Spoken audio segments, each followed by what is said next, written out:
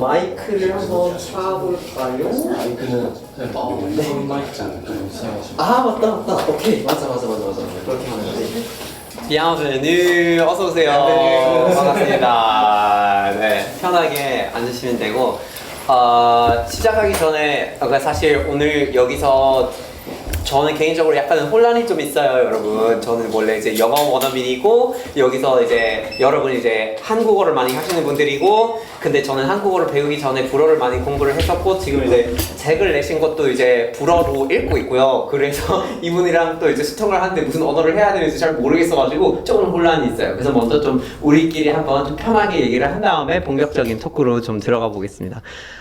Alors, je sais pas exactement comment je dois commencer parce que moi je suis américain, je viens des États-Unis du Vermont, je suis en Corée depuis 2011 et j'avais, quand j'étais jeune, étudié la langue française et j'étais super sérieux avec le français et tout ça. Je suis très impressionné. Impressionné? Par votre coréen et votre français. Oh, merci beaucoup. Merci beaucoup. Mais à vrai dire, j'ai oublié super beaucoup de la langue française parce que... Ah, merci. Excuse-moi. Ok. Ok. Je le refais. Ah, merci. Alors, je viens d'expliquer pour notre audience que pour moi, c'était un peu difficile. Je ne sais pas si je dois parler en anglais ou en français ou en coréen parce que les gens qui nous regardent parlent coréen et moi, je parle coréen avec eux. Mais je suis en train de lire votre livre en français original parce que... Je suis très impressionné par ce que j'entends. Vous avez l'air de maîtriser le coréen que j'ai déjà entendu, je vous ai vu tout à l'heure parler avec une fluidité totale, et le français aussi. Bravo. Aussi, merci. Oh, wow. Merci beaucoup. Oh, je ne sais pas quoi dire. Merci beaucoup. J'aime bien votre coupe de cheveux, sinon. À vrai dire, quand je suis arrivé en Corée pour la première fois, Oui. j'étais pas reconnu ici parce que j'ai commencé mes activités de médias en 2014. Alors quand je suis arrivé, je suis comme ça, hein. J'ai des lunettes moi aussi. Je suis entré à la fac ici, à l'université, et les gens tous autour de moi, mais t'es comme Bernard Werber. Je l'ai entendu beaucoup de fois. Mais quand je vous ai vu en vidéo, je me suis dit, non seulement vous êtes habillé pareil, d'habitude je ne mets pas la veste, j'ai mis spécialement pour vous, mais sinon je suis habillé pareil et je prends la même position. Mais là du coup je ne la prends pas. Mais nous avons déjà quelques points communs. C'est vrai. Si ce n'est que je ne parle pas aussi bien anglais que vous. Vous parlez français. Allez-y. Mon français, il y a un peu aussi l'accent québécois, mais ça va. Alors, on va commencer à parler à propos de votre livre, La valse des âmes. Et j'ai découvert que ce livre était publié en 2024. Mais pour les Coréens, c'est quelque chose de super nouveau. Et pour moi, je viens de le lire, de commencer de le lire en français. Et pour moi, c'est très nouveau. Mais c'est absolument formidable, je l'adore. Parce que, personnellement, quand je lis les romans, je lis pas beaucoup de romans, j'aime bien quand l'auteur est capable de créer un monde. Et ce monde s'ouvre peu à peu pour moi. Et la manière que vous écrivez, c'est absolument... c'est les images qui se présentent. Je l'adore. Le premier chapitre, qu'est-ce qui se passe là? Il y a avec la nuit et tout ça, mais il y a des bruits, qu'est-ce qui se passe ici? Et puis les derniers mots, le feu, c'est le feu, ok, qu'est-ce qui va se passer ici? C'était... it's amazing. 그냥 어떻게 얘기를 해야 될지 모르겠는데 skill, amazing skill. Vraiment. Et ces personnages, il y a Eugénie qui découvert que ses parents sont des professeurs, mais professeurs d'histoire, mais sont capables de voyager dans le passé, dans leurs autres vies, et elle-même, elle commence à apprendre à le faire, et elle reçoit une sorte de quest de sa mère, qu'elle a besoin de trouver son âme sœur avant de l'apocalypse. C'est très épique dès le début. Et c'était vraiment... moi aussi, j'ai senti une sorte de... Je suis là dans elle, dans le moment, quand elle va par les escaliers, ouvre la porte et découvre vraiment un nouveau monde, mais c'est pas vraiment un nouveau monde, c'est ce monde propre. Je l'adore. Et je voulais vous demander d'abord, j'ai besoin d'expliquer aussi qu'il y a une sorte de... vous pouvez expliquer ça, ce serait mieux. Elle reçoit cette quest pour l'apocalypse. Et il y a deux forces, la lumière et l'obscurantisme. Qu'est-ce qu'elle a besoin de faire ici et pourquoi?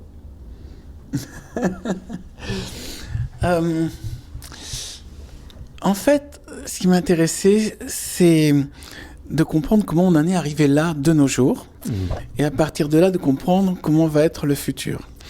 Et en tant que professeur d'histoire, d'étudiante en histoire, Eugénie va comprendre pourquoi le monde a évolué comme ça. Et elle va, ce que vous racontiez tout à l'heure, la scène qui démarre dans la nuit et qui arrive avec la découverte du feu, c'est la naissance de la technologie. C'est la naissance de tout. Et du feu va apparaître les histoires, parce que il y a eu du feu, on a commencé à avoir des histoires au coin du feu.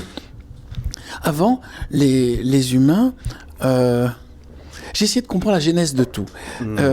Avant, les humains, ils étaient comme tous les animaux. Ils recherchent la nourriture. Quand il n'y a pas de nourriture, ils se déplacent.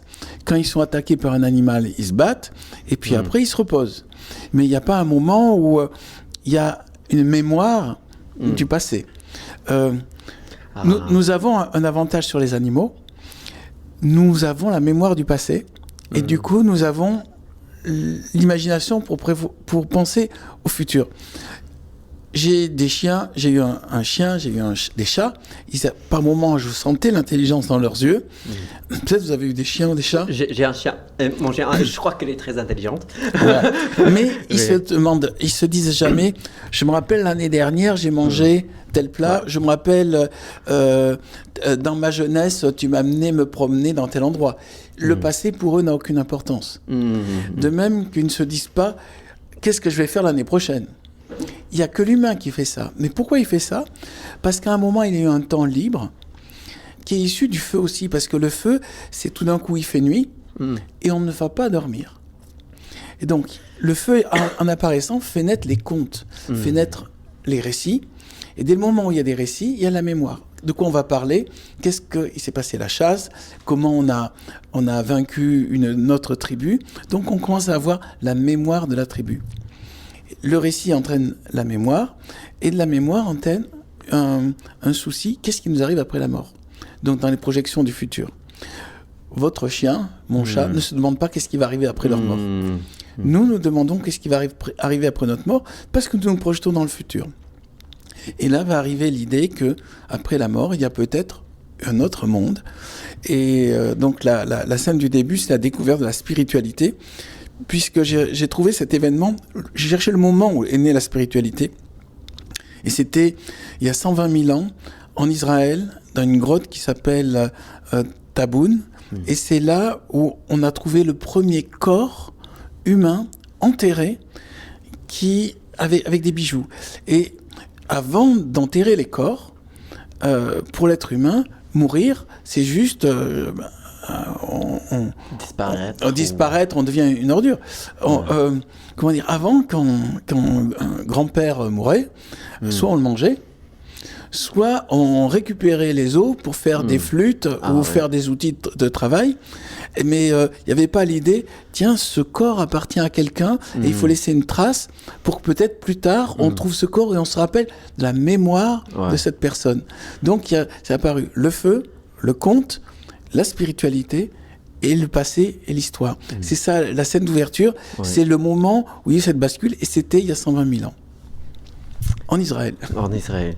Mais cette histoire, ça nous force à penser et réfléchir à c'est quoi l'information, c'est quoi savoir, parce que pour Eugénie, en étudiante, elle, normalement, avant d'avoir ces expériences, je crois qu'elle aurait lu quelque chose ou entendu quelque chose de quelqu'un qui avait écrit quelque chose, une histoire décidée par l'institution de l'école, l'université, Voilà. et parce que en discutant le feu, ça commence avec le feu et les histoires, c'est une tradition, c'est une tradition orale, mais il y a l'écriture et dès ce point-là, il y a déjà l'information. Qu'est-ce qu'on va faire avec l'information? Comment est-ce qu'on va créer une histoire? Et qu'est-ce qu'on va faire avec? Et puis elle, pour nous, c'est pas chaque jour qu'on peut redécouvrir ce qui s'est passé dans le passé et l'expériencer. On a besoin de recevoir l'information, de le regarder. C'est vrai ou c'est pas vrai? Est-ce que c'est vrai? On a besoin de poser des questions. Mais à la fac, quand on apprend l'histoire, c'est une sorte de... C'est déjà décidé Ouais. d'une manière. Est-ce que vous avez fait la faculté, vous aussi? Je suis allé à l'université de Chicago et puis je suis venu Pour apprendre un domaine particulier? à les relations internationales, le pouvoir en fait. C'est le pouvoir, l'étude du pouvoir. Mais là aussi c'est la même chose, c'est une histoire écrite par des pays et des pouvoirs. Et il y a une différence entre ce qui s'est passé, c'est la politique. Ouais. C'est-à-dire que c'est ce que va découvrir mon héroïne, c'est que d'abord il y a plein de gens dont on a oublié l'histoire, tout simplement parce qu'ils n'étaient pas dirigeants, ils n'étaient pas rois, ils n'étaient pas chefs, donc la vie des gens normaux n'intéresse personne. Et puis il y a les peuples vaincus qui ont disparu, et donc vu qu'ils étaient vaincus, c'est qu'ils n'étaient pas assez forts, donc eux aussi leur histoire a disparu. Et elle va découvrir que grâce à la méditation et les régressions dans les vies antérieures, il y a des gens formidables qui ont existé, mais qui ont été oubliés. Et notamment les femmes.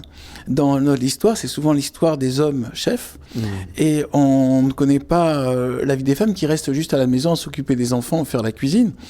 Et elle va découvrir qu'il y a des femmes, malgré tout, qui ont pu influer l'histoire, mais pour elle, ça a été encore plus difficile d'interagir. Moi, je me passionne pour l'histoire.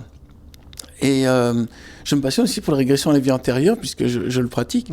Mais quand je les ai faits, ce que j'ai découvert, c'est que la plupart du temps, c'est ennuyeux. C'est-à-dire, les vies, nos ancêtres avaient des vies monotones. Ils mangeaient tous les jours la même chose. Ils voyageaient pas.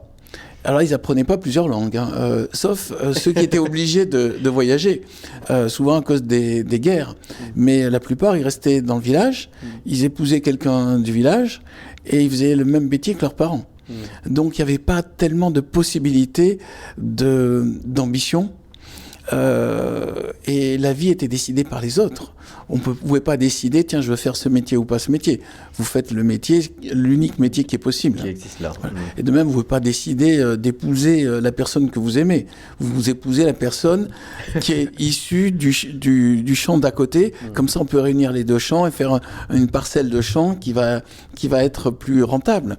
Et toutes ces choses, on le perçoit mal de nos jours parce que pour nous, on a dans les livres d'histoire qu'une vision des grandes batailles, des rois. Mais c'est pas ça qui est intéressant. Ce qui est intéressant, c'est comment vivaient réellement les gens. Par exemple, il y a un élément que j'ai découvert progressivement, c'est que les gens ne savent pas leur âge dans le passé. Parce qu'il y a leur âge. Leur âge. Oui. Parce qu'il n'y a pas d'état civil. La plupart des gens, on leur dit pas tu es né tel jour à tel endroit. Donc la plupart, ils se disent je dois avoir une vingtaine d'années ou une trentaine d'années, mais on ne sait pas précisément. L'état civil, c'est quelque chose de très récent.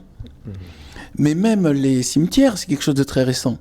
Avant, les gens ils étaient dans des fosses communes, et puis on mettait dessus, au bout d'un moment, on faisait pousser des plantes. Mais donc toutes ces choses-là, c'est un peu extraordinaire. Et mon héroïne, Eugénie, va découvrir ça dans sa chair, et elle va voir les odeurs, elle va voir les bruits, elle va découvrir aussi Par exemple, autre chose, c'est qu'il n'y avait pas le tout à l'égout. C'est-à-dire, avant, les ordures, c'était une grande rigole dans laquelle il y avait des porcs et des rats et des chiens qui mangeaient les ordures. Et ça sentait une horreur. Et toutes ces choses-là, nous, maintenant, ça nous semble Moyen-Âge, ou ça nous semble terrible. Mais c'était amusant de faire un personnage qui, allant dans le passé, découvre la vie quotidienne des gens dans le passé, qui est, pour nous, très bizarre, ou en tout cas très dure. De l'eau pour monsieur Ah, bébé. est-ce que vous voulez boire de l'eau Je veux bien un verre d'eau, oui. Un verre d'eau. Ça vous va comme ça? Oh, J'adore parler français avec vous. Ah, C'est- merci. Moi, j'adore Merci. pratiquer, me remettre en français. C'est Non, mais surtout, la vous- première opportunité que j'ai à vraiment utiliser la langue depuis... ça fait 15 ans, plus que 15 ans, je crois. Et alors, vous êtes complètement adapté à la vie coréenne. Complètement. Quand je suis venu ici, j'avais vraiment une sorte d'obsession avec la langue coréenne. Et vous savez bien, je crois, que les Européens parlent beaucoup de langues, mais les Américains, ça n'arrive pas souvent qu'on a l'envie, l'opportunité.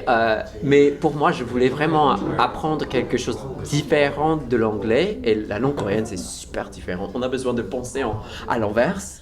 Et le monde que l'on expérience, c'est absolument différent. La manière dont tu as besoin de discuter avec les autres, moi je pense ça parce que, etc., ça arrive à un processus super différent. Votre public est plutôt américain, coréen. Plutôt coréen.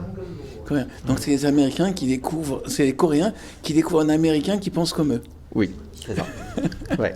Et explique ou discute des choses d'une perspective non coréenne, mais avec la langue coréenne et d'une manière acceptable pour l'oreille coréenne.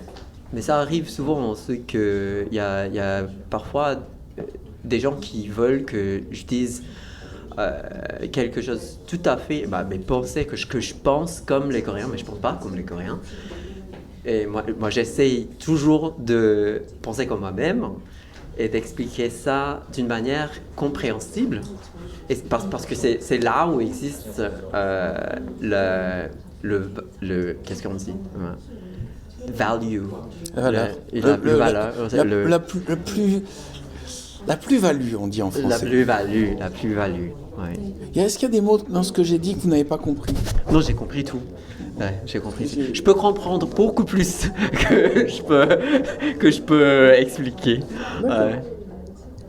Vous utilisez des termes, par exemple, tout à l'égout, je sais pas, comment on dit tout à l'égout en... Tout à l'égout. C'est les égouts, quoi. Les égouts sont your tastes, non? C'est quoi, tout à l'égout? C'est les souterrains par lesquels sont évacuées les ordures. Ah. Comment vous dites ça?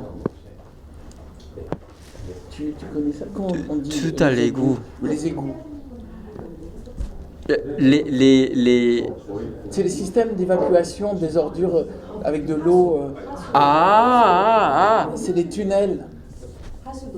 En anglais, hasudo.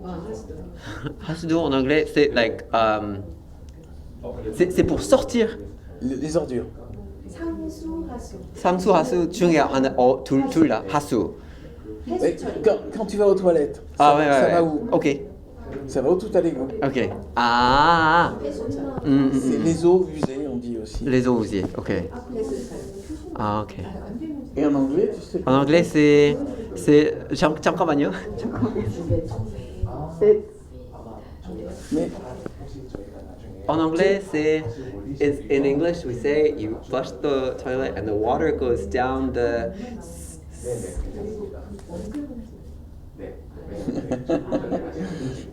I'm gonna get it.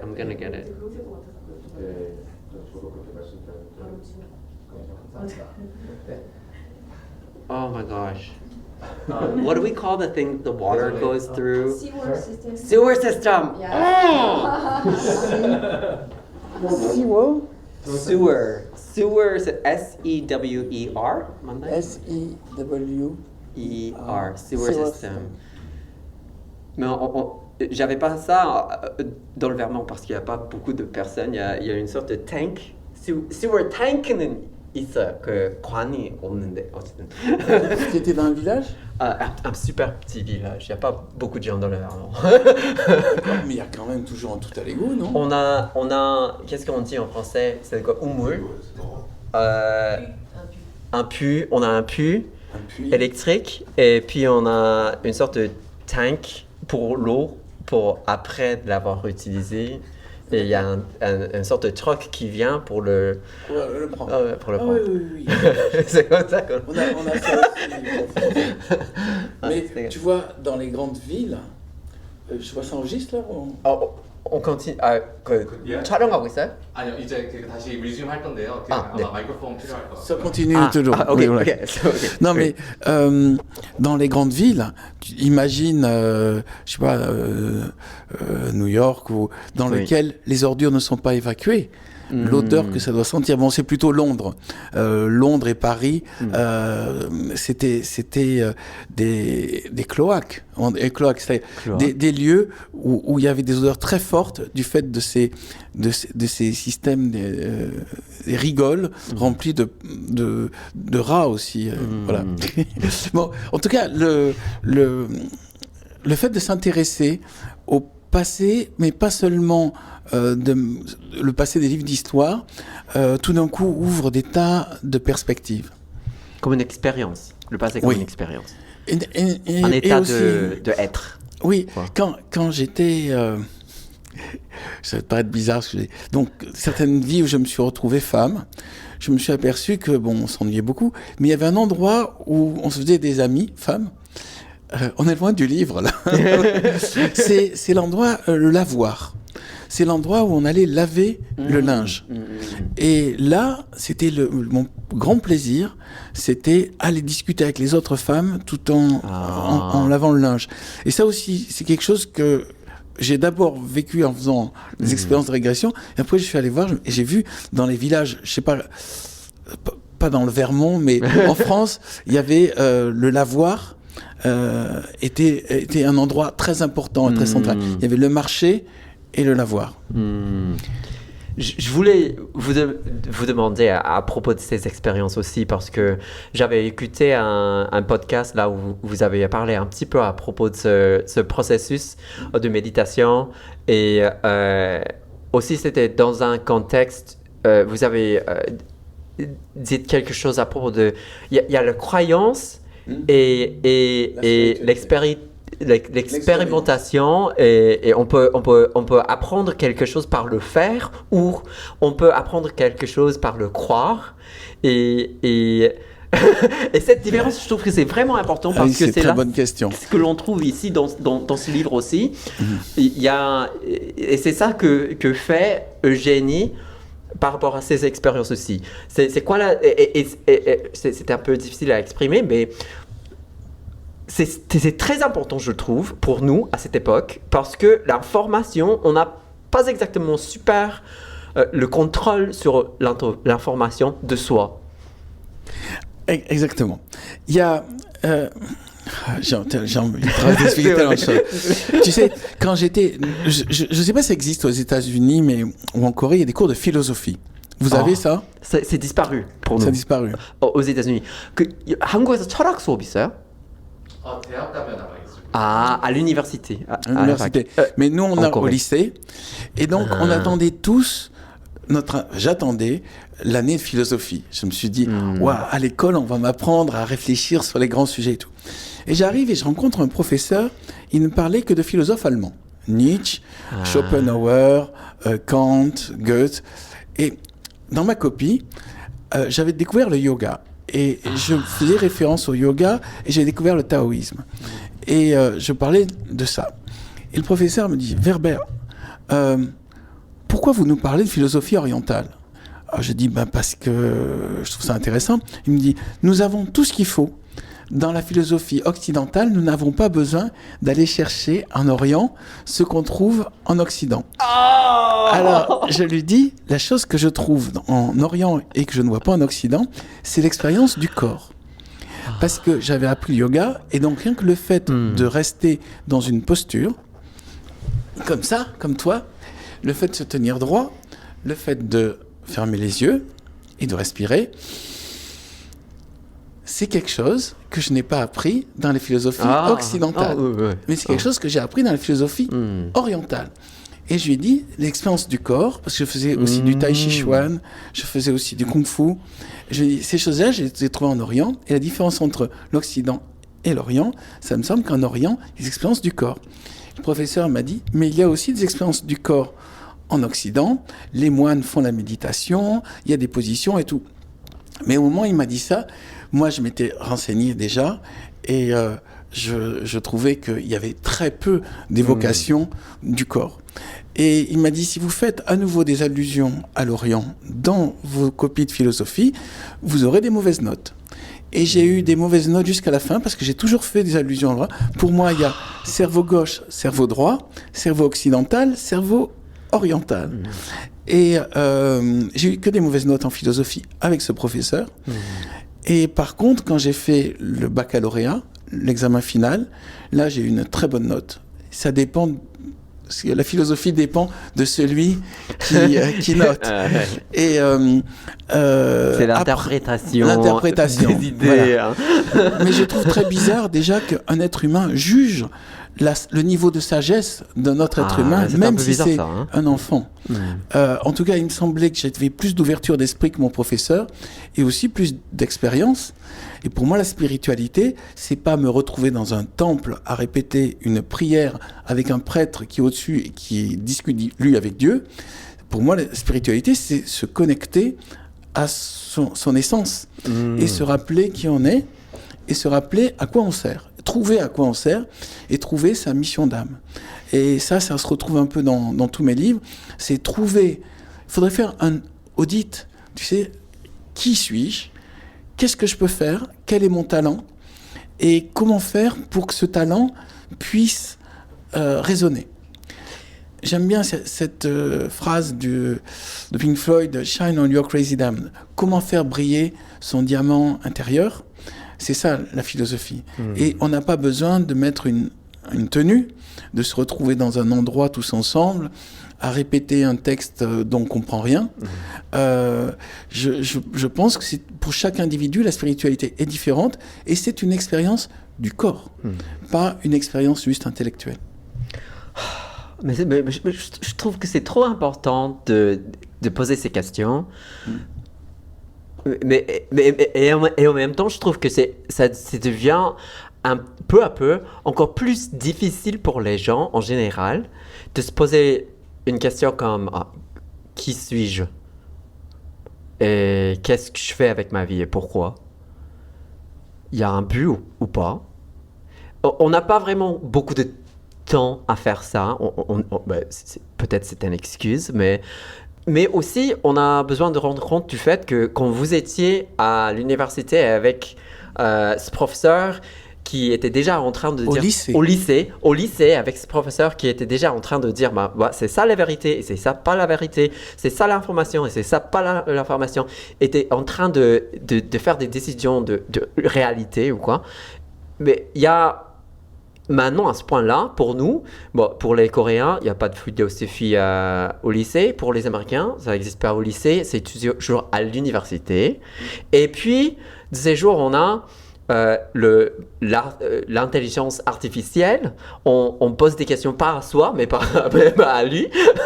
Et est-ce que vous pensez, qu'est-ce qu'on doit faire, l'homme contemporain, pour essayer de se remettre à ce processus de se demander qui suis-je?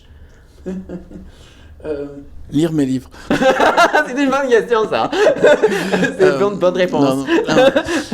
Bonne réponse. Déjà, les gens qui écoutent cette émission, ils peuvent, à cette seconde, ici et maintenant, se dire, est-ce que est-ce que je sais qui je suis? Alors, ça peut commencer par qu'est-ce que je ne suis pas. Je ne suis pas. Voilà. Qu'est-ce que je ne suis pas? Ok. Qu'est-ce que je ne suis pas? Qu'est-ce que je ne suis pas? L'une des manières de vivre les plus classiques consiste à demander aux autres qui on est. Donc nos parents nous disent, tu es l'enfant qui range bien sa chambre, ou pas. Tu es l'enfant qui fait trop de bruit, ou pas. Tu es l'enfant qui a des bonnes notes, ou pas. Après, l'école nous dit, tu es celui qui fait bien ses devoirs, qui retient sous tout. Donc, c'est les autres qui nous disent. Et puis, à un moment, je ne sais pas comment c'est en Corée ou aux États-Unis, mais nous avons des conseillers d'orientation qui disent, voilà, vu que tu es bon en maths, tu vas être scientifique. Vu que tu n'es pas bon en maths, tu vas être littéraire. Vu que tu es bon dans ce domaine, tu vas être économie. Après, on te dit, tiens, vu que tu es bon en littéraire, tu vas être avocat. Et tout le système est donné par les autres. Donc, on n'a pas l'occasion de se dire, au fait, qu'est-ce que moi, j'ai comme différence avec les autres qui pourrait faire mon métier et qui me permettrait de rayonner. Si tu es ici, toi, c'est que tu t'es posé cette question. C'est vrai. Sinon, tu serais resté aux États-Unis. C'est vrai. Si tu parles plusieurs langues, c'est que tu t'es demandé comment pensent les autres personnes. Ça veut dire déjà que tu as une ouverture d'esprit et ça a l'air de venir de toi. C'est pas quelqu'un qui t'a dit de faire ça. Donc déjà, se libérer du regard des autres, c'est la base pour pouvoir comprendre qui on est. Arrêtez de vouloir plaire. Voilà.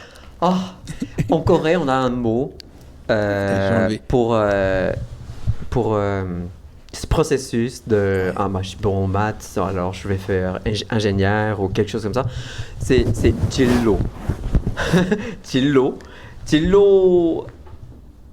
c'est une rue tout droite.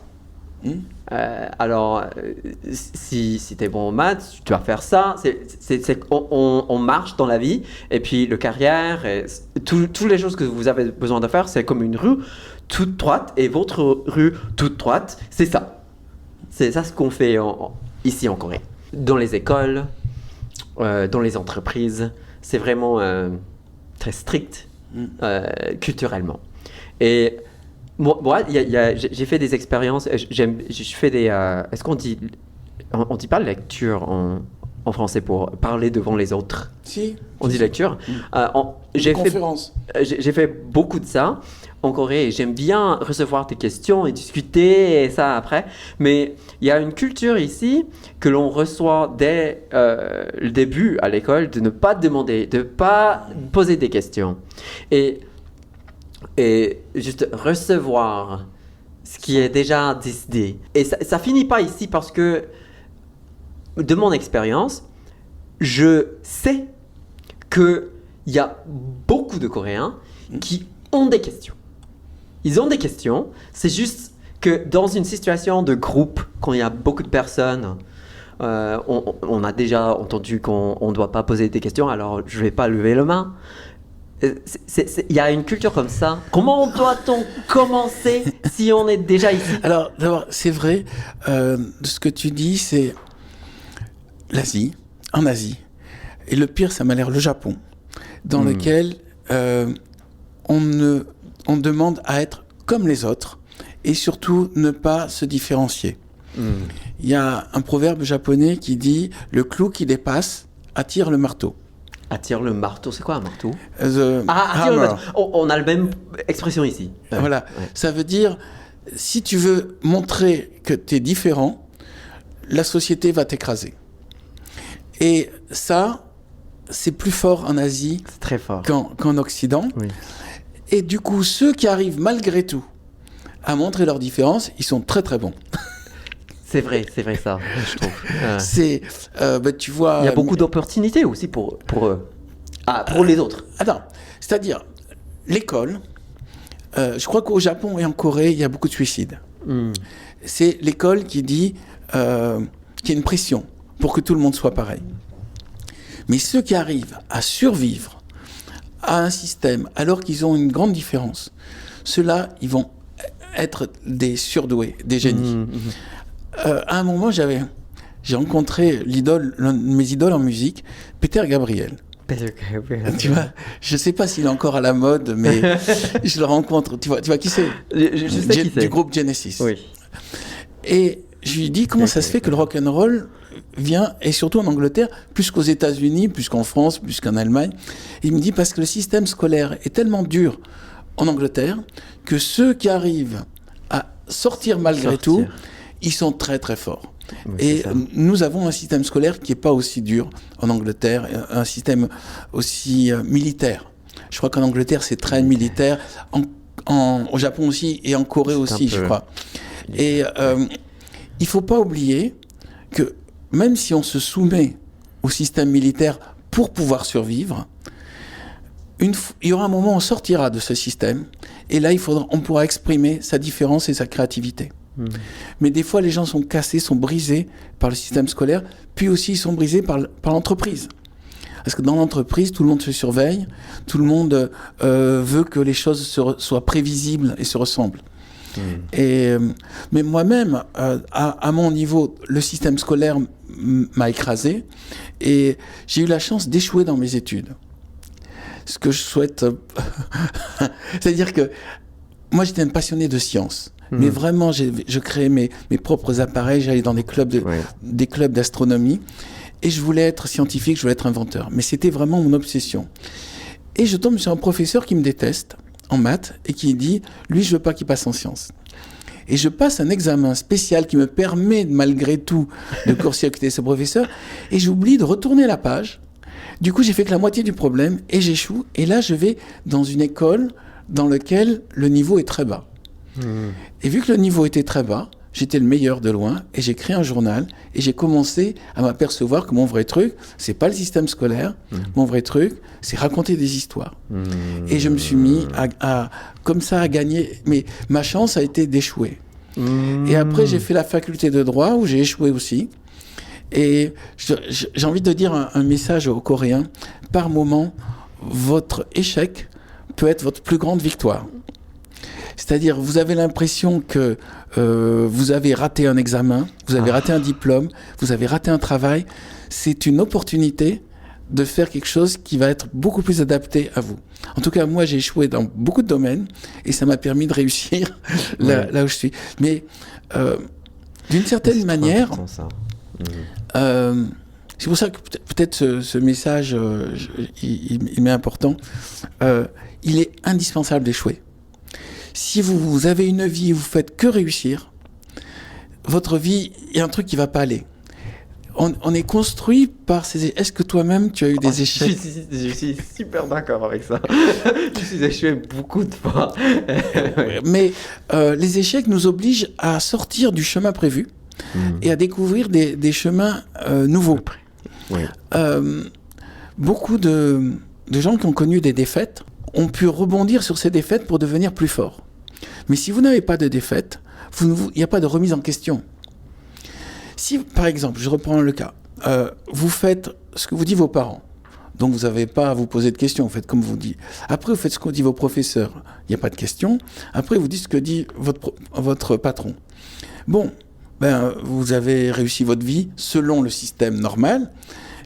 Vous avez peut-être un talent de musique ou de peinture ou de cinéma, mais vous ne l'avez pas découvert parce que vous ne vous posiez pas les questions. Et après, vous continuez de travailler jusqu'à la retraite. Puis là, vous êtes malade et puis vous mourrez. Et il y aura peut-être que 5 minutes avant de mourir, vous direz « J'ai peut-être raté ma vie. J'ai peut-être raté ma vie en la réussissant. » Tu vois ce que je veux dire ? Oui. Alors qu'il y aurait des gens qui tout le temps auront été exclus, éjectés. On leur a dit toi, tu nous plais pas. Et au final, ils arrivent à une réussite. En tout cas, moi, j'ai tout le temps été exclu et rejeté. Et ça m'a permis de réussir. On a besoin parfois d'être rejeté ou d'avoir des échecs pour se faire sortir des chemins qui existent déjà dans le monde et puis créer quelque chose de nouveau pour soi. Et quand j'entends ce que vous dites, je commence à me demander, est-ce que c'est possible pour un être humain d'avoir vraiment de choix, de choisir si on n'a pas des échecs? Déjà, il y a 2 expériences qui nous remettent en question. C'est l'échec et la victoire. Le contraire de ça, c'est pas d'expérience, c'est-à-dire pas d'échec, pas de victoire. Oui. La victoire, le succès, est quelque chose pour lequel on n'est pas préparé. Et on peut être préparé au succès que si on a connu l'échec. Moi, j'ai connu l'échec. Et du coup, quand arrivait la victoire, j'étais prêt. Quand ma vie a commencé à réussir, j'avais tellement eu d'échecs que je m'étais... Tout ça rentrait dans une sorte de compensation. D'accord ? Mais je vais essayer de... Imaginons que vous gagnez au loto. Ok. C'est le même mot, loto ? On fait le loto, oui. Voilà. Pourquoi ? Imaginez vous gagnez au loto. Ok. Vous avez une vie normale, mais vous prenez tout le temps votre ticket de loto et puis vous gagnez. Donc vous êtes très riche. Super. Non, peut-être pas super. Quel est le sens de ça ? Ce qui va se passer, probablement, c'est que soit vous achetez des tas de produits de luxe, soit vous allez avoir de nouveaux amis qui veulent avoir de leur argent. Soit vous allez avoir des moments où vous allez vous dire « Est-ce que je mérite tout ça ?» Mais en France, dès que vous gagnez au loto, on vous met une cellule psychologique. Parce qu'on sait qu'il y a beaucoup de suicides liés aux gens qui gagnent le loto. Ils perdent leur famille, ils se fâchent avec leurs amis, et puis ils commencent à avoir des vies, ils commencent à boire, ils commencent à jouer au casino, à faire des tas de choses pour lesquelles ils ne sont pas adaptés. Et j'avais rencontré une fois un gagnant du loto, et il m'a dit « Je suis le seul qui n'a pas été déstabilisé parce que j'étais déjà riche avant de gagner au loto. Mais les autres, c'était des pauvres. Et d'un coup, ils se sont retrouvés riches, et ils n'étaient pas psychologiquement prêts à gérer ça. C'est comme une déluge, ou voilà. Est-ce qu'on dit déluge ? C'est une remise en question. Par contre, les gens, quand ils achètent leur ticket de loto, ils ont prévu de ne pas gagner. Et ça rentre dans une logique. Ils disent « Oh zut, j'ai encore pas gagné », et ça, tout va bien. Mais si je dis vous prenez votre ticket de loto et vous avez gagné, il faut d'abord, qu'est-ce qu'on fait de l'argent ? Il faut le placer, il faut prendre un financier, il faut prendre une banque, il faut investir, il faut commencer à faire attention à ne pas se le faire voler. Ouais. Il faut acheter un coffre-fort pour mettre de l'argent, et puis on commence à rentrer dans un système de peur et de stress. Alors quand vous n'avez pas d'argent, ben on vous vole rien, vous êtes tranquille, et puis vous pouvez avoir votre petit rituel, vous achetez votre billet de loto et tout va bien. Donc c'est pour ça que je veux dire, la victoire et l'échec vont nous révéler. Mais trop d'échecs peut nous casser, mais trop de victoires peut nous cacher aussi. Oui. Nous avons un personnage chez nous qui est un grand victorieux, qui est Napoléon. Au bout d'un moment, il n'était pas heureux, et il est allé à la bataille de Trô, qui est la Russie, et là, il a échoué, et il a fini malheureux sur une île. Donc, il y a un moment, il ne faut pas aller trop loin. Il ne faut pas aller trop loin dans l'audace. Et il y a un moment, il ne faut pas se désespérer de l'échec. Mais notre chemin de vie est éclairé par des plus et des moins. Et voilà, dans le livre, mon héroïne va découvrir que dans son âme, à travers toutes ses victoires et ses échecs, a construit un projet. Et ce projet, c'est la transmission par le livre, par la bibliothèque, par l'écriture. Je voulais vous demander aussi à propos de ces expériences que vous-même faites par rapport à la méditation. Quand est-ce que vous avez commencé ces expériences ? Alors... Et aussi, je veux savoir, qu'est-ce que vous avez pensé avant et après cette expérience ? Parce que pour la plupart des gens, c'est un peu... Oh, qu'est-ce que vous faites là ? C'est un peu comme ça, avant de le faire. Alors, je vais... On a une petite heure, là ? On a toujours du temps, ça va. Tu pourras recouper. Ok. Moi, j'étais un enfant très solitaire et un enfant plutôt introverti. Je ne sais pas si on dit le même mot en anglais. Introverti, oui. Voilà. Ouais. Et à un moment, j'avais un lien particulier avec mon grand-père, Isidore Verber, si son âme m'entend. Et il est mort, mais il est mort dans des conditions terribles parce qu'on a fait sur lui de l'acharnement thérapeutique. C'est-à-dire, il voulait mourir et on ne le laissait pas mourir. Et il a essayé de se tuer et il disait « j'en ai marre, je souffre trop ». Il était malade. Il avait les poumons remplis d'eau. Et j'ai vu ça, j'avais 13 ans, et ça m'a traumatisé. Je me suis dit moi-même quand j'en aurai assez, on va me dire non, on va vous sauver, même si j'ai pas envie d'être sauvé. Et c'était une période où ça allait vraiment pas dans ma vie, partout. Justement, c'est le moment où j'ai raté le passage en section scientifique, c'est le moment où j'ai perdu mon grand-père. Et je me retrouve en colonie de vacances, et là je vois un garçon qui est extrêmement détendu, tout le temps souriant. Il se tient droit, et on dirait que rien ne peut le perturber. Et je vais voir, je lui dis, c'est quoi qui fait que tu es comme ça? Et il me dit, je fais du Raja Yoga. Et je lui dis, je sais pas ce que tu fais, mais j'ai envie que tu me l'apprennes. Il m'a dit, ok, je vais te l'apprendre. Et donc, je suis devenu un peu son disciple. Il avait 13 ans et j'avais 13 ans. Et il m'a dit, d'abord, ce que tu vas faire, c'est on va apprendre à respirer. Donc, il m'a appris à respirer par le ventre. Après, il m'a dit, tu vas fixer ton regard. C'était pas le yoga avec les positions que je connaissais. C'était quelque chose, c'était une manière de vivre. Il me dit, tu manges en conscience. Tu vois la nourriture qui est dans ton corps. Tu arrives quelque part, tu regardes partout. Et puis, tu te laisses pas affecter par les choses. Puis, il m'a dit, tu te lèves le matin avec le soleil. Donc, on partait le matin dans cette colonie de vacances qui était près de la Riviera. On montait, il y avait une colline. Et là, on se mettait en tailleur. Enfin, lui, il faisait le lotus. Et moi, j'étais à côté. Et puis, il me dit, tu fermes les yeux. Et là, il m'a appris à visualiser que mon esprit sortait de mon corps et voyageait. Et je suis devenu un peu comme ça. Je me suis dit, mais c'est une vie parfaite. Et puis, il m'a juste dit une phrase qui me semblait bizarre. Il m'a dit, pas de désir, pas de souffrance. Nous souffrons parce que nous sommes remplis de désir. Et j'ai dit, je crois que je suis encore rempli de désir. Je ne veux pas renoncer à ça. Et dans le groupe, il y avait d'autres enfants qui ont vu que j'étais tout le temps avec lui. Et un groupe qui est venu vers moi, ils m'ont dit « Qu'est-ce que vous faites? Qu'est-ce que tu fais ?» Il s'appelait Jacques Padovani. Il me dit « Qu'est-ce que tu fais avec ce Jacques Padovani ?» Je fais « Je fais ce que je veux. » Il fait « Non, on vous voit tout le temps, vous faites des trucs bizarres, des trucs indiens, ça ne nous plaît pas. » Puis il m'a attrapé, il était très costaud, il était avec deux, il m'a jeté par terre, il m'a donné des coups de pied. Et je suis arrivé vers Jacques, j'ai dit « Pourquoi il m'attaque à moi, il ne t'attaque pas à toi ?» Il me dit « Parce que toi, tu es à mi-chemin, et tant que tu n'es pas arrivé en haut, tu es accessible. » Et j'ai compris que le fait de faire la spiritualité, ça énerve les autres.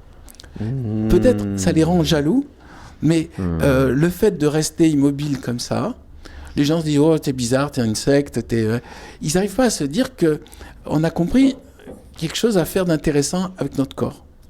Il m'apprenait aussi à ralentir mes battements cardiaques. Tu as fait toi-même du yoga ou des spiritualités? Yoga, j'ai fait un petit peu de yoga. D'autres formes de spiritualité ou méditation, un petit peu. Mais pas beaucoup. Mais moi aussi, j'ai des expériences dans ma vie là où il n'y a pas de réponse. Alors... Et à partir de là, je me suis dit, plus tard, si je deviens un sage, je vais juste intégrer tout ce qu'il m'a appris. Donc j'avais 13 ans, et tout d'un coup, c'est comme s'il m'avait été donné un accès à la sagesse. C'est pour ça que j'ai voulu après le mettre dans mes cours de philosophie.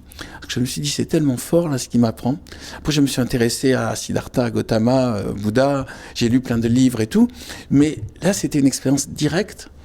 Et j'ai pris l'habitude de me lever avec le soleil, me coucher avec le soleil, comme lui. J'ai pris l'habitude de manger très peu de viande. D'éviter l'alcool. J'en bois un peu, je suis pas bloqué, mais j'essaie de considérer que mon corps doit être quelque chose de propre et que mon esprit doit être quelque chose de propre aussi. Donc je regarde pas des films violents où des gens se coupent les têtes ou tout ça avec de la musique très forte. Je crois que j'ai eu accès à la spiritualité à 13 ans. Après, j'ai rencontré le professeur de Jacques Padovani, c'est son professeur de yoga, qui est venu à une de mes dédicaces pour les thanatonautes. Et je lui dis, mais je vous dois tout, parce que c'est vous qui avez formé celui qui m'a formé. Ouais. Et il me dit, je me rappelle, j'ai dit, il s'appelait Jacques Padovani, il me dit, je me rappelle pas de lui parce que j'ai trop d'élèves, mais moi je suis admiratif de vous à cause des thanatonautes. Et en fait, lui, je ressentais rien. Donc c'était vraiment ce Jacques Padovani qui avait une spiritualité. Peut-être, ça doit être la même sensation, ceux qui ont rencontré Jésus-Christ. Tu sais, tout d'un coup, tu rencontres un bonhomme, il a l'air d'avoir compris quelque chose que tu n'as pas compris. Juste ça, tu vois. Après, bon, ça a pris une ampleur. Mais Jésus-Christ, je pense que c'était un type comme ça, calme, souriant, qui diffusait de la sagesse. Après, comme ça a été récupéré pour devenir une religion par saint Paul, c'est une autre histoire. Mais le bonhomme lui-même devait être quelqu'un qui a accès à cette, à cette vérité. Voilà, tout simplement, sans pouvoir autour. Juste le calme et être dans son corps. Et alors, j'avais entendu que vous avez fait des méditations en Europe ou en France avec des autres personnes. Spectacle. De l'hypnotisme régressif. Ouais. Est-ce que vous avez fait ça aussi en Corée avec les Coréens? J'ai essayé une fois en anglais. C'était dans une émission de télévision. J'ai essayé. Il y avait des gens de la K-pop. C'était une émission de télé-réalité dans laquelle je me suis retrouvé avec des vedettes de la K-pop. Et j'aurais dit, si vous voulez, on va faire l'expérience.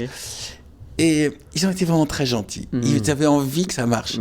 Mais la barrière de la langue était vraiment... C'est super, était trop forte. Ouais. Après, je l'ai fait avec quelqu'un qui m'a demandé ça. Et pareil, il y a... La barrière de la langue était compliquée. Mais la deuxième personne, qui était une chef d'entreprise coréenne, elle était très stressée. Et demander aux gens de se détendre, juste, c'est déjà beaucoup. Oui. Beaucoup de Coréens sont très stressés, puisqu'on parle des...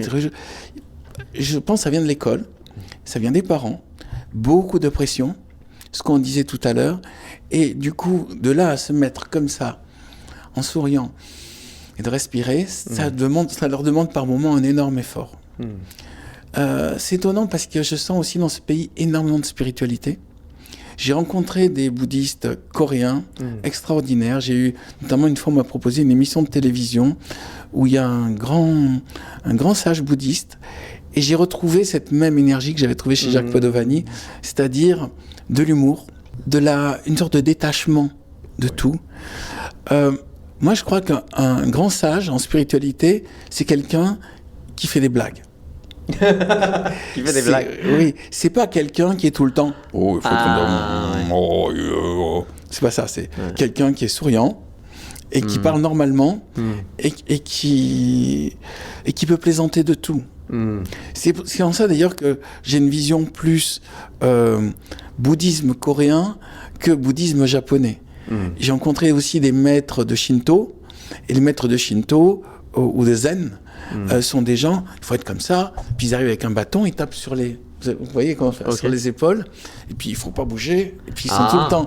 Le Japon, il y a une spiritualité très dure. Ils sont durs. Au Japon, tout est dur. Ils sont militaires, il y a une grande violence. Ça existe. Il n'y a pas ce côté humour qu'on peut rencontrer en Corée.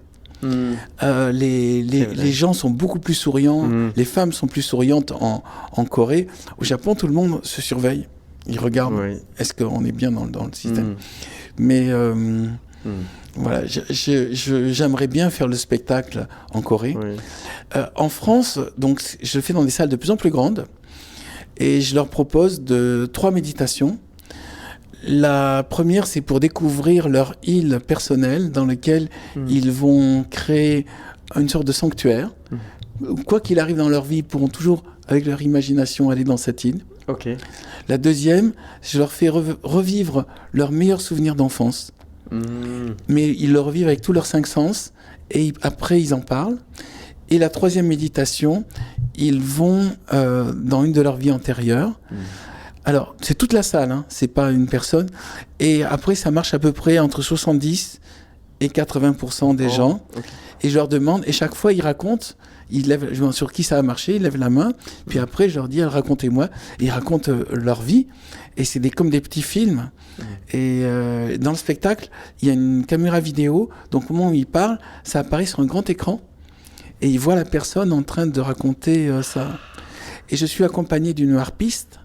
Et il y a beaucoup d'images aussi, parce que je raconte l'histoire de l'humanité. Je raconte des tas de choses. et il y a les images, il y a la musique. C'est très interactif. Et ça dure entre 2 heures. Quand je sens ils adorent ça, je leur fais 2h30, voire 3 heures. Et c'est très original. Moi, je m'amuse beaucoup. Eux, ils remplissent la salle. Le maximum que j'ai fait pour l'instant, c'est l'Olympia, qui est la grande salle prestigieuse. Ça fait 2000 places. C'est 2000 personnes qui ont les yeux fermés et qui sont dans leur vie antérieure. 2000 personnes. 2000, oui. Mais je fais toujours, sinon, ma moyenne, c'est 1000. Je fais des salles d'à peu près 1000 personnes. C'est très surprenant, c'est le silence. Ouais, une atmosphère. C'est la musique qui donne la douceur. Ouais. Mais donc, tu as toute la salle qui est comme ça. Oh. Et tu entends la harpe. Et moi, je leur dis maintenant, visualisez la porte, vous ouvrez, vous retrouvez derrière, vous retrouvez dans votre ancien corps. Et vous reconnaissez le décor qu'il y a autour de vous. Voilà.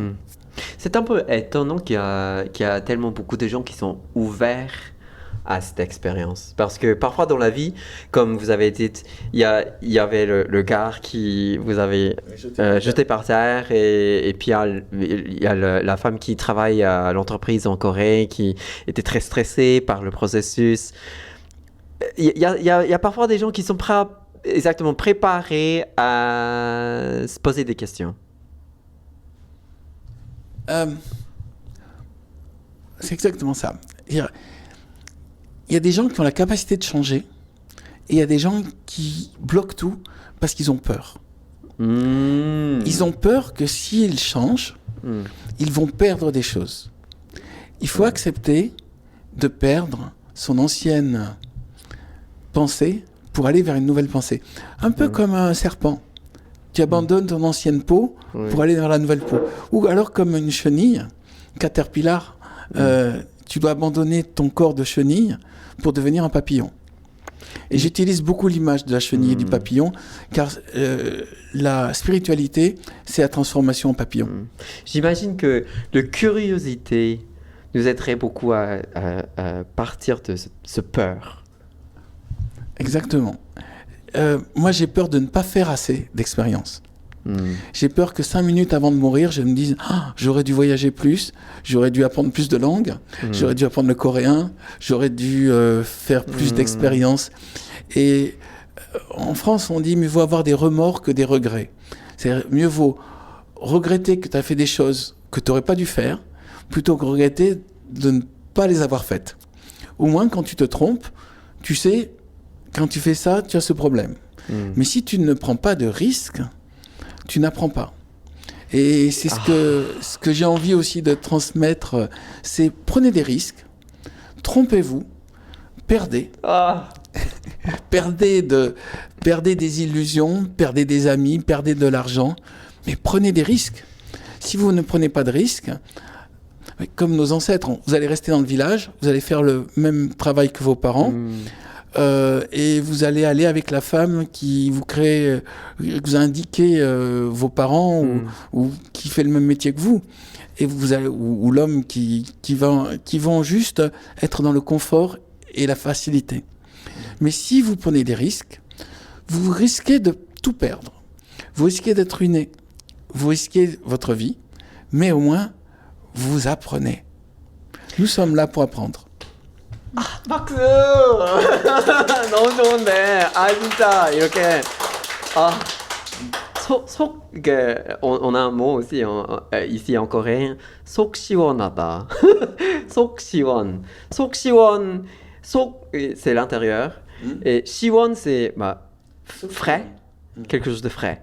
Alors, vous exprimez ça et ça, je me sens 속 시원. Mais c'est vrai ça. J'ai réussi parce que, moi je considère que ma vie est très réussie, que je suis heureux, mais c'est parce que j'ai pris des risques et j'ai tout perdu et j'ai pu renaître. Il faut que son ancienne personnalité soit détruite pour que la nouvelle puisse apparaître. Ça te parle ? Encore une fois ? Il faut que son ancienne enveloppe soit détruite pour que la nouvelle puisse surgir. Ouais. Donc, il y a dans le processus un moment difficile. J'utilise les cartes de tarot. Tu vois ce que c'est le tarot? Oui, je sais. Et la 13e carte, c'est la mort. La 13e. Oui, c'est pas la dernière. Ah. Elle est au milieu, la 13e. Ok. Tu as 22 arcanes, la 13e, elle est au milieu. Ça veut dire que la mort, ça fait partie du milieu de ta vie. C'est pas la fin de ta vie. Et nous avons besoin d'avoir cette mort-renaissance pour pouvoir évoluer. Voilà. Ouais. Je crois que je pourrais passer quelques jours en parlant avec vous, mais on n'a pas super beaucoup de temps pour parler sans cesse. Ok. Mais alors j'ai encore une question à propos de votre livre. En fait, j'ai plusieurs questions que je pouvais pas poser, mais en lisant le livre, j'ai vraiment c'est très visuel pour moi. Vos mots. C'est très visuel, je l'imagine, je l'expérience. Et j'ai vraiment bien aimé le style d'utiliser le radio le matin quand Jenny se réveille et elle a besoin de se remettre dans la réalité actuelle. Elle entend le radio et il y a plusieurs choses qui passent dans le radio comme... avec l'Iran ou des choses comme ça. Je me sens dans mon époque ici avec elle. Et puis il y a le passé, il y a des moments là dans son époque, l'époque de Eugénie, avec l'extrême gauche, l'extrême droite. Il y a tellement beaucoup de choses que vraiment, on dirait en anglais, resonate avec moi. Et quand je lis le livre et je les imagine et je fais ces expériences avec elle dans le texte, c'est très visuel et c'est comme un film. Et alors, comme je sais que Les Fourmis c'est devenu en jeu et ça existe en Steam, c'est impossible de ne pas me demander est-ce que c'est possible que ça aussi deviendra une sorte de film? Est-ce qu'on pourra voir un film dans le futur? Non, pas de film. Je vais te dire pourquoi. Okay. Dans la vie, on a des limitations. En français, on dit des plafonds de verre. Plafond de verre, c'est-à-dire que tu peux sauter, mais il y a un moment, tu vas te taper la tête contre un truc. Et j'ai fini par comprendre, j'ai 2 plafonds de verre. Le premier, c'est le marché américain. Le marché américain. Je suis tombé sur un éditeur très mauvais pour Les Fourmis, qui a fait un tout petit tirage, qui a tout saboté. Et donc, donc le livre n'a pas pu marcher aux États-Unis. Okay. Et vu que le livre n'a pas marché aux États-Unis, je n'ai pas eu l'accès au cinéma. Et il faut voir une chose, c'est que mon succès en Corée vient pour beaucoup de mon éditeur coréen, Open Book. Et mon succès en France aussi. Vous pouvez faire le meilleur texte. Si vous n'avez pas derrière vous un bon publisher, votre livre ne pourra pas rayonner. Et donc, je n'ai pas trouvé un très bon publisher américain. Il a saboté le premier. Et j'ai pas trouvé le bon producteur de cinéma non plus. Donc, je crois que dans cette vie-là, je n'aurai pas l'Amérique ni le cinéma. Par contre, après ma mort, la résonance va venir. Parce que les gens verront le truc. Mais de mon vivant, je pense que je ne verrai jamais ni de film, ni de marché américain. Moi, je suis pas super sûr parce que Netflix en Corée, c'est très actif. Les Coréens sont très actifs en Netflix. Tu sais, Mais d'abord, on doit lire le livre. Non, c'est avant mais ça. Tu sais, c'est bien d'accepter de ne pas gagner partout aussi. Oui, c'est ça. Avant, ça me faisait souffrir. Je me disais, mais pourquoi mes livres marchent en Corée, en Russie et pas aux États-Unis? Mais le miracle, c'est que ça marche en Corée et en Russie. C'est pas que ça marche pas aux États-Unis. On me doit rien. Mais le miracle, c'est que même ça marche en France. On peut pas gagner partout. Et j'ai fait un film en tant que réalisateur, et ce film n'a pas marché non plus. Parce qu'il est sorti à un moment des élections, et donc personne n'en a parlé. Donc j'ai fait un film, j'ai fait des pièces de théâtre, j'ai fait des courts-métrages, j'ai une formation de scénariste et j'ai une formation de photographe. Toutes ces choses-là sont intégrées, mais je ne peux pas gagner partout. Par contre, j'ai le spectacle qui marche très bien. J'ai le jeu vidéo qui marche très bien aussi, et des fourmis. Et puis, j'ai la Corée où je me retrouve à faire une interview avec toi. Et tu sais, il y a une chose dans le bouddhisme, ça peut être paradoxal par rapport à ce que j'ai dit avant, mais c'est apprécier l'instant. Ne pas être tout le temps projeté dans le futur, mais se dire le meilleur moment, c'est maintenant. Donc le plus beau moment de ma vie, c'est cette interview maintenant avec toi. Le plus beau moment pour les gens qui nous écoutent, c'est ce moment où peut-être en écoutant cette interview, ils vont comprendre qu'ils doivent prendre des risques, qu'ils doivent accepter l'échec et qu'ils doivent peut-être se battre pour développer leur art particulier et leurs différences. Tu vois, l'une des souffrances vient du fait qu'on est tout le temps projeté dans le futur. C'est-à-dire, la force de l'humain par rapport aux chats ou aux chiens ou aux animaux, c'est qu'on se projette dans le futur, mais ça peut devenir notre malédiction si on n'est jamais dans le présent.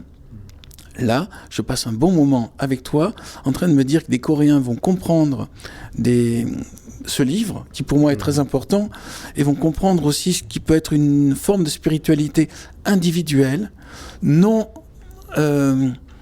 réglementée par un groupe. C'est pas une secte, c'est pas une religion, c'est juste quelque chose qui dit vous pouvez y arriver tout seul. N'attendez pas que les autres fassent le travail à votre place. Vous pouvez y arriver tout seul et vous pouvez réussir votre vie tout seul. Et après, parce que vous avez réussi votre vie tout seul, des gens vont venir vous aider. Parce que c'est un système, c'est comme la banque. On ne prête qu'aux riches. Donc si vous réussissez, des gens vont venir vous aider. Mais si vous ne faites rien, personne ne va venir vous aider, vous dire « Ah bah tiens, j'arrive. » Pourquoi personne ne m'aide ? Personne n'aide parce que vous n'avez pas pris de risque. Donc d'abord, trouver une idée, ensuite prendre le risque, ensuite échouer, ensuite se relever et ensuite réussir. Dans cet ordre-là, les choses vont bien. Merci beaucoup. Merci à toi. Merci beaucoup. 너무 좋아요, 여러분. 진짜 너무 대단해. 박수. 아, 진짜 너무 이거 나중에 잘 보셔야 돼요. 이해를 못 하신 거죠, 맞죠? 여기 이해하신 분은 한 분이 계시나요? 그렇죠. Merci beaucoup.